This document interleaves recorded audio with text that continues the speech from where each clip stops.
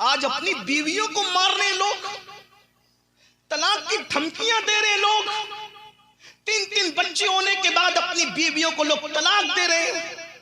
जालिमों, किसी का हुस्न, किसी की जवानी से मुकम्मल लुत्फ अंदोज होने के बाद 3-3, 4-4 बच्चों के बाद जब किसी औरत को तलाक दोगे तो सोचो उसकी रातें कितनी सिसकियों के साथ निकलेगी, किस कदर करवटें बदल कर वो रातें गुजारेगी। याद रखना और अच्छी तरह ये जुमला याद रखना, सैयदुस सादात मौलाए कायनात सैयदना अली मुर्तजा करमल्लाहु ताला वजहुल करीम ने फरमाया, अल्लाह काफिरों को तो मोहलत दे देता है लेकिन अल्लाह जालिमों को मोहलत नहीं देता। जुल्म मत करो। आज कौम की बेटियां तलाक पाती हैं तो तलाक पाने के बाद उनको कौन मुंह लगाएगा, उनसे कौन रिश्ता करेगा, उनसे कौन निकाह करेगा। मेरे भाइयों, 30-30, 35-35 साल की बच्चियां जब कुंवारी बगैर रिश्ते के घरों में बैठी हुई है तो ये तलाकशुदा औरतों को कौन अपने साथ रखेगा। अल्लाह अकबर। और उस बाप के दिल से पूछ जिसकी बेटी तलाक पा करके बाप के घर आती है, उसके लिए कितना पहाड़ वाला गम होता है। अल्लाह अकबर। अंदाजा तो फरमाए, ये तलाक की नहूसत उम्मत मुस्लिमा में जड़ पकड़ती जा रही है। बिला वजह तलाक, घर से इजाजत के बगैर निकली तो तलाक, सालन में नमक ज्यादा हो गया तो तलाक, इस पर तलाक। मेरे भाइयों सुन लो, किसी पे जुल्म मत करो। हदीस पाक का मफहूम है, अगर तुमने किसी चिड़िया पे भी जुल्म किया होगा तो क़यामत के दिन तुम्हारे आमाल अकारत कर दिए जाएंगे। जब चिड़िया पे किया जाने वाला जुल्म इंसान को जहन्नम तक ले जाता है तो जिसने जुल्म किया होगा अपनी बीवियों पर। आज सबसे ज्यादा मजलूम तबका अगर मुस्लिम माशरे में कोई है तो उसको औरत कहते हैं। औरत खाना भी बनाए, औरत पानी भी भरे, औरतें कपड़े भी धुले, औरतें बच्चों को भी संभाले, औरतें घर का सारा काम काज करे। उसके बाद शौहर घर में आते तो 80% शौहरों का हाल ये है कि वो एक मुंह बीवी को सीधा देने के लिए तैयार नहीं। 90% शौहरों का हाल यह कि घर में आते तो सीधा मोबाइल में घुस जाते हैं, टीवी का मुंह पकड़ के बैठ जाते हैं। कौन देगा अपनी बीवियों को टाइम। हमारा मजहब तो ये कहता है अगर नफिल नमाज की कसरत करने से बीवी का हक जाय होता है तो वो नफिल छोड़ दो। नफिल मुसल्ले पे पढ़ने से बेहतर है कि बिस्तर पर अपनी बीवी का हक अदा करो। मगर ये सब नहीं हो रहा है क्योंकि हमने दीन नहीं सीखा। हमने दीन चंद चीजों को समझा, टोपी, दाढ़ी, नमाज और नॉन वेज खाना। मुझे इनकार नहीं है इनकी अजमतों का, टोपी का, दाढ़ी का, नमाज का, मुझे इनकार। आप मुझे जानते हैं कि मैं इसको बार बार रिपीट करता हूं, लेकिन सुन लो, नमाजें भी जाय हो जाएगी उन लोगों की जिन्होंने अपनी बीवियों पे जुल्म किया। मेरे आका अलैहिस्सलातु व तस्लीम फरमाते हैं पहाड़ों जैसे आमाल लाएंगे लेकिन बीवी को गाली दी होगी, उस गाली की वजह से अल्लाह उनके आमाल को जाय कर देगा। सिर्फ माँ बाप को सताने पर अमल जाय नहीं होते, बीवी पे जुल्म से भी अमल जाय होते। आज तो बीवियों को नौजवान छोकरे सीरियल और फिल्म देखने की वजह से क्या समझ रहे, यूज करो, छोड़ो। ये तो हाथ के लोग कहते हैं बीवी तो हाथ के रुमाल की तरह। मैंने कहा हमारे मजहब में हाथ के रुमाल की तरह नहीं है। हमारे मजहब में ना बीवी सर का ताज है, सर का ताज भी नहीं है, पैर की जूती भी नहीं है, हाथ का रुमाल भी नहीं है। मेरे अल्लाह ने औरत को बाएं पसली से, बाएं तरफ की पसली से जो दिल के करीब की पिसली है उससे पैदा किया और बताया ये दिल के करीब से पैदा की गई है, ये दिल में रखने की चीज है, इसको दिल में रखो। इसीलिए तो मैं लोगों को अक्सर कहता हूं, लोग हमें क्या ताना देते हैं बीवियों के बारे में। हम जितना प्यार करना जानते हैं उतना कोई जान ही नहीं सकता। ये तो सीरियल और फिल्में तुमने दिखाई तो चंद लड़के बिगड़ गए, वरना हमारी तारीख है, तारीख कि हमने बीवी के रुखसार के ऊपर तिल देखा तो समरकंद और बुखारा जैसे शहर बसा दिए, और जब बीवी मर गई तो उसकी मोहब्बत में ताजमहल बना दिया। ये सिर्फ हमारी तारीख है, ये सिर्फ हमारी तारीख, कोई नहीं पेश कर सकता। ये तारीख ये सिर्फ हमारी तारीख है। या और बहुत सी बातें। मजनू हम में है, मजनू हम में है, लैला हम में है। ये दास्तान मोहब्बत की अनमिट नुकुश कभी मिट सकते हैं? नहीं मिट सकते। दास्तान इब्राहिम और हाजरा हम में है, दास्तान इब्राहिम और सारा हम में है। ये तवील दास्तान है, लेकिन उसकी तरफ नहीं जाता। अर्ज क्या कर रहा था, किसी खुश अकीदा को बेवकूफ कहना भी हराम है। अब क्यों हराम है जरा सोचो, तवज्जो करना। हराम क्यों है? अब आला हजरत जब कोई जवाब दे दे तो ऐसा तो नहीं है कि दे दिया तो दे दिया, ये मसला नहीं। वहां तो बड़े बड़े शागिर्द बैठे, सदरुल शरिया जैसा, अल्लामा जफरुद्दीन जैसा, मुहद्दिस आजम के चोचवी जैसा, अल्लामा हशमत अली खान शेरबेश अहले सुन्नत जैसा, बड़े बड़े इल्म के पहाड़ लोग, उन्होंने फौरन सवाल कर दिया आला हज़रत से, सरकार ये बेवकूफ इतनी छोटी सी चीज है, इस पर आप कह रहे कि हराम है। भाई हराम के लिए तो कोई दलील चाहिए ना, ऐसे थोड़ी कोई भी चीज हराम हो जाती है। वो इल्म वाले लोग थे, कहने लगे बेवकूफ किसी खुशअकीदा को कहना ये हराम है, आप कह रहे हैं तो इतनी छोटी सी बात बेवकूफ आदमी चलते फिरते कह देता ये हराम कैसे है? तब इमाम का जवाब सुनो, कहते हैं क्या तूने हदीस नहीं सुनी, मन आजा मुस्लिमन फकत आजानी व मन आजानी फकत आज़ल्लाह, कि जिसने किसी मुस्लिम को अज़ियत दी उसने मुझ मोहम्मद को अज़ियत दी, और जिसने मुझे अज़ियत दी उसने अल्लाह को अज़ियत दी। और दूसरे मकाम पर है जिसने अल्लाह को अज़ियत दी उसका ठिकाना जहन्नम है। अरे जब तू किसी मोमिन को, मुसलमान को, सही अकीदा को बेवकूफ कहेगा तो उसका दिल दुखेगा। अरे उसका ही दिल नहीं दुखेगा, बल्कि मदीने वाले मुस्तफा का दिल गुंबदे खजरा में दुखेगा।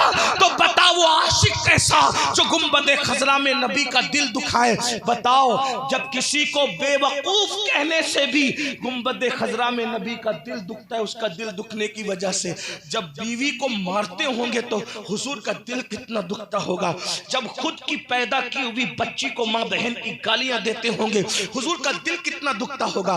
और बढ़ के कहूं, सगे भाई पर जब तुम केस करते होंगे कचेरियों में तो रसूलुल्लाह का दिल कितना दुखता होगा।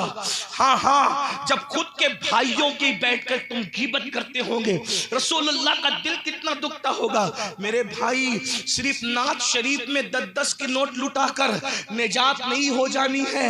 अल्लाह अकबर, याद रखना, सिर्फ नातों पर सुभान अल्लाह कहकर बख्शिश नहीं हो जानी है। हजरत अमीर खुसरो ने कहा था, बहुत कठिन है डगर पनघट की, आसान नहीं है ये। अल्लाह अकबर, ये शहादत गए उल्फत में कदम रखना है। लोग आसान समझते हैं मुसलमान होना। बोलो, दिल दुखा रहे हो कि नहीं दिल दुखा रहे हो? इन लोगों को मत देखो, ये पब्लिक है, पब्लिक, इनको कुछ आता नहीं आता, लेकिन इनका दिल दुखाते हो ये हुजूर की उम्मती। आका फरमाते, मेरे मुसलमान का दिल तूने दुखाया, गोया तूने मुझ मोहम्मद का दिल दुखाया। हम तो लोगों को हकीर जान रहे हैं, डांट रहे, पीट रहे, हमारे लिए सब कुछ पैसा है, पैसा। सिर्फ आज इज्जत पैसे वालों की हो रही है। ओ फिरौनी सोच रखने वालों, पैसों के बंदे बनने वालों, चंदों के बंदे बनने वालों, मालो दौलत के बंदे बनने वालों, सुन लो, अल्लाह के बंदे बनो। मेरे नबी इंसानों का क्या प्यार करते, पागल भी आ जाए तो हुजूर ने कभी उसको नजरअंदाज नहीं किया। कोई गरीब भी आ जाए तो नजरअंदाज नहीं। इंसानियत सीखो, पहचान वाला हो या ना हो। मुझे बहुत अच्छी बात याद आई, एक बात आपको बताऊं। मेरा एक उस्ताद है, सूफी है, अक्सर कब्रिस्तान में ज्यादातर उसका वक्त, कई मेरे उस्ताद है, उस्ताद के पास बैठा था, उसने कहा, सैयद ये बता अखलाक क्या है? मैंने कहा आप बताएं। बोले तुझे सब मालूम है, लेकिन एक मैं बताता हूं, तवज्जो करना। का बेटा, अखलाक की शक्लों में से एक शक्ल ये भी है कि तू एयरपोर्ट पे सफर करता है, मस्जिद में भी जाता है, रेलवे में भी सफर करता है, अगर तू एयरपोर्ट की टॉयलेट के अंदर अपनी हाजत पूरी करने चला जाए, या रेलवे स्टेशन या ट्रेन में या मस्जिद में अपनी हाजत पूरी करने के लिए टॉयलेट में जाए और तुझे पता चले कि कोई बंदा खड़ा हुआ है, तवज्जो करना, बहुत नाजुक बात कर रहा हूं, कोई बंदा बाहर खड़ा हुआ है, तू उसको पहचानता है? मैंने कहा नहीं पहचानता। तो कहा बेटा ये भी अखलाक में से है कि उस बाहर खड़े को तू नहीं पहचानता तो उसकी तकलीफ का ख्याल करके देर तक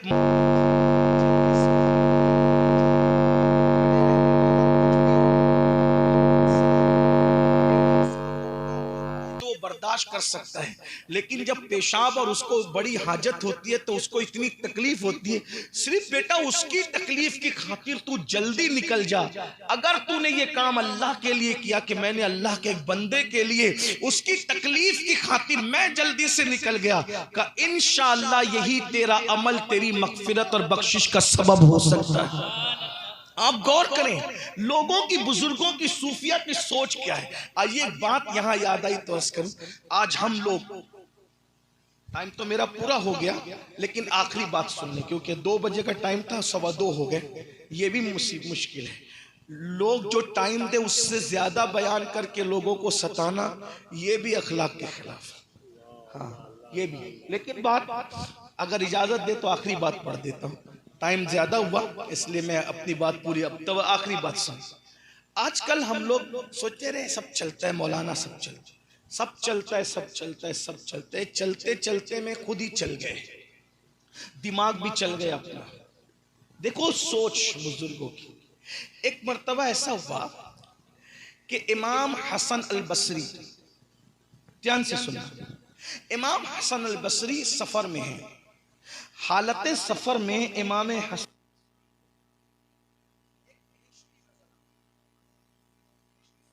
पानी बेचने वाला बेचती नजर आता है, वो बेचती को देखा, वो पानी बेच रहा था, कहां? जंगल में। और वो कहता जाता था लोगों मेरा पानी खरीद लो, लोगों मेरा पानी खरीद लो, क्योंकि सुबह से किसी ने खरीदा, अगर तुम लोग पानी नहीं खरीदोगे तो मेरे बच्चे भूखे रह जाएंगे, मैं क्या ले जाऊंगा अपने बच्चों के लिए। फौरन इमाम हसन बसरी ने सिक्के निकाले, उस बेइज्जती को दिया, और देने के बाद इमाम हसन बसरी ने उससे पानी खरीदा और पानी खरीद कर बैठ गए और पानी पीने लगे। आप जानते हैं ना कि शाह के साथ जो शाह के मुसाहिब होते हैं वो बड़े खतरनाक होते हैं। यानी उसको अपनी जबान में कहूं, इंडिया की जबान में, कि चाय से ज्यादा केतलियां गर्म होती है। अगर ये केतलियां ठंडी हो जाए ना तो चाय तो फिर चाय ही है। हर जगह काम केतलियों ने खराब किया है, हर जगह काम चमचों ने खराब किया है। और अगर खुल करके कह दूं, पीर लोग सब बहुत अच्छे हैं, काम मुरीदों ने खराब किया है। उलमा बहुत अच्छे हैं, इर्द गिर्द जो चापलूसों की जमात है उन्होंने काम खराब किया है। इधर से लाते हैं फजूल बकवास कान भरते हैं, उधर से लाते हैं झूठे बात लगाते हैं, बहुएं सास के पास आकर झूठी बात लगाती है, देवरानी के खिलाफ जिठानी, जिठानी के खिलाफ देवरानी। सास बहुत अच्छी है, बहुओं ने उसको बिगाड़ा है, उस्ताद अच्छा है, शागिर्दों ने उसको परेशान किया है, पीर बहुत अच्छे लोग हैं, मुरीदों ने सता करके जब इख्तिलाफ की जो है अल्लाह अकबर बड़ी बड़ी खंदकें खोदी है। आइए जरा, अगर हम अपने मुरीद की सुनने की बजाय, जुमले पे गौर करें, अगर हम अपने मुरीद की सुनने की बजाय अपनी मुराद की सुनने लगे, वाह वाह वाह वाह वाह वाह वाह, वो मुरीद है, अल्लाह मुराद है ना, हमारी मुराद कौन है? अल्लाह है। तो हम मुरीदों की सुनने लगे, मुराद की सुनना बंद कर दिया, इसलिए हम नामुराद हो गए। अगर वाकई बामुराद होना चाहते हो तो उस अल्लाह की सुनो जो हमारी मुराद है, और हमारी ही नहीं सारे नबियों की मुराद है, सारे वलियों की मुराद है, सारे सहाबा की मुराद है। अल्लाह की सुनो, उसके महबूब की सुनो, उसका महबूब भी हमारी मुराद है। अरे मुराद ही नहीं, मेरा इमाम तो कहता है कि हमारा नबी जाने मुराद है। वाह वाह वाह, सुभान अल्लाह सुभान अल्लाह सुभान अल्लाह। जाने मुराद काने तमन्ना कहूं तुझे, वो मुराद नहीं मुरादों की जान है। और आपसे भी कहता हूं, अगर यहां औरतें बैठी है, सास को बहुओं की सुनने की बजाय जाने मुराद की सुनना चाहिए। बेशक सुभान अल्लाह। देवरानी को जिठाने के बहकावे में आने की बजाय जाने मुराद पे तवज्जो करना। जो इधर की चुगली उधर, उधर की चुगली उधर लगा करके इख्तिलाफात पैदा करते, क़यामत के दिन वो भेड़िए की शक्ल में जहन्नम में जाएंगे। अगर चुगली पर कंट्रोल हो गया, गीबत पे कंट्रोल हो गया, हसद पे कंट्रोल हो गया, तो दुनिया में 90% झगड़े खत्म हो जाएंगे। और याद रखना, किसी की सुनो मत, अल्लाह की सुनो, उसके महबूब की सुनो। बहरहाल बेइज्जती कह रहा था मेरा पानी खरीदो, सुबह से किसी ने खरीदा नहीं है। अगर पानी नहीं खरीदोगे तो मैं घर क्या ले जाऊंगा। हजरत हसन बसरी जो मौला अली के मुरीद भी है, खलीफा भी है, पानी लिया, बैठ के पीने लगे। किसी करीब खड़े हुए शख्स ने कहा सरकार सरकार, आपने उसकी तरफ देखा, आपका रोजा है ना हजरत, इस बेइज्जती के चक्कर में आपने रोजा तोड़ दिया। इमाम हसन अल बसरी ने उसकी तरफ देख के मुस्कुराया और इरशाद फरमाया, बेटा नफिल रोजा था, आज तोड़ दिया, इंशाअल्लाह कल उसकी कज़ा कर लेंगे। भाई रोजा तोड़ा है ना तो उसकी कज़ा कर लेंगे, लेकिन अगर इस मेरे भाई का दिल टूट जाता तो दिल तोड़ने की कज़ा मैं कब करता। रोजा तोड़ने की तो कज़ा हो गई, दिल टूटने की कज़ा कब करता। दिल की बात आई है तो एक बात मुझे याद आई, जब आला हजरत अलैहिर्रहमत, बोल दूं ना, बोलूंगी नहीं, मैं दूसरे तीसरे निकाह को नाजायज और हराम नहीं समझता ना कहता, बल्कि मैंने तो तकरीर की है, लेकिन दिल की बात आई तो मुझे एक बात याद है। आला हजरत जब दूसरे सफर हज पे गए, पहले सफर हज पे गए वालिदैन के साथ, दूसरे सफर हज पे गए तो बीवी को भी साथ ले गए। बीवी साथ में थी, छोटे भाई साथ में थे, उज्जतुल इस्लाम भी जवान हो गए थे, वो भी साथ में थे। उसी में अद्दौलतुल मक्किया लिखी। तो मक्के और मदीने मुनव्वरा के उलमा उनसे इतना मुतासिर हुए कि मक्के के एक बहुत बड़े आलिम ने आला हजरत से कहा, मौलाना आपसे प्यार इतना हो गया यार कि दिल नहीं चाहता कि अब आपको जाने दें, लेकिन हिंदुस्तान में आपकी जिम्मेदारियां हैं, वो आप तो जाओगे, तो हम चाहते हैं कि कोई ऐसा काम हो जाए जिससे जाने के बाद भी अपना ताल्लुक बना रहे।